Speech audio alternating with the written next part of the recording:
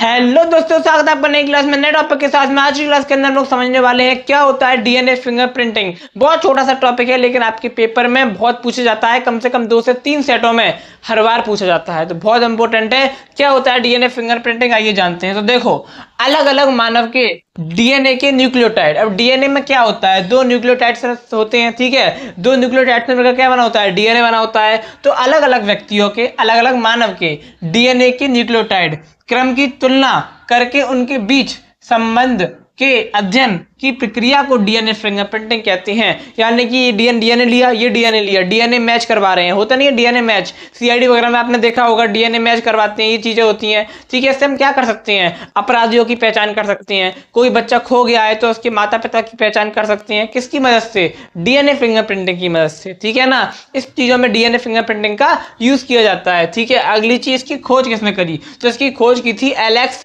Jeffrey व उनके सहयोगियों ने सन 1985 में की थी। आपको वैज्ञानिक का नाम याद रखना है, एलेक्स जेफरी नाम के वैज्ञानिक ने डीएनए फिंगरप्रिंटिंग की खोज की थी, ठीक है ना। अब डीएनए फिंगरप्रिंटिंग से बहुत फायदा हुआ अपराधियों को पहचानने में, ठीक है। अब ऐसा नहीं अपराधियों को ही पहचानने में, जो निर्दोष व्यक्ति है जिसको पकड़ लिया गया है उसकी भी पहचान करने में, डीएनए मैच करवाने में, ठीक है ना। इस प्रकार की चीजें होने लगी। क्या होने लगा, डीएनए फिंगरप्रिंटिंग का बहुत उपयोग होता है आपराधिक मामलों में, ठीक है। इसके अलावा भी कई मामलों में इसका उपयोग किया जाता है, ठीक है। अब इसका सिद्धांत क्या है तो वो समझो। देखो, डीएनए फिंगरप्रिंटिंग का सिद्धांत क्या कहता है, सभी मनुष्यों के डीएनए में 99.9% डीएनए अनुक्रम एक समान होता है। यानी कि जो आपका 99.9% डीएनए है, अब डीएनए का जो अनुक्रम है वो कैसा होता है, एक समान होता है।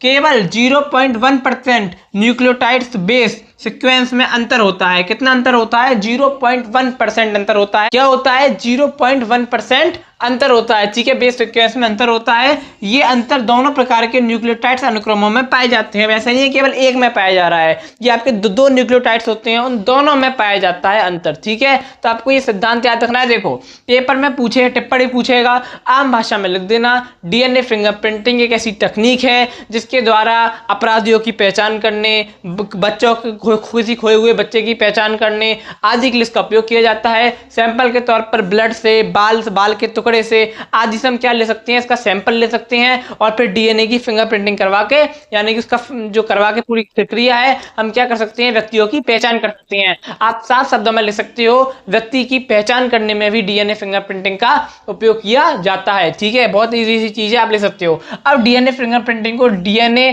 प्रोफाइलिंग अथवा डीएनए टाइपिंग के नाम से भी जाना जाता है।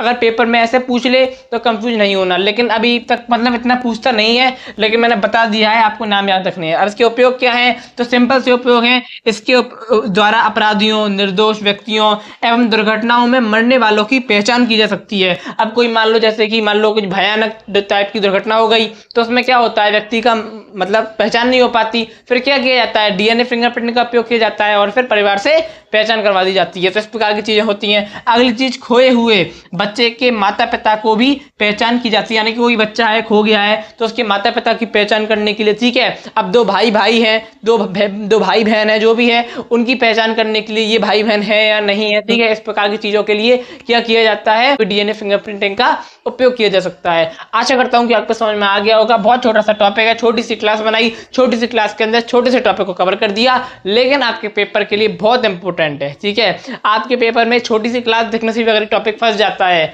तो बहुत बड़ी आपके लिए बेनिफिशियल चीज हो जाएगी। आशा करता हूं कि आपको समझ में आ गया होगा। अब मैं आपको एक और नई क्लास में नए टॉपिक के साथ में, तब तक के लिए जय हिंद, जय भारत।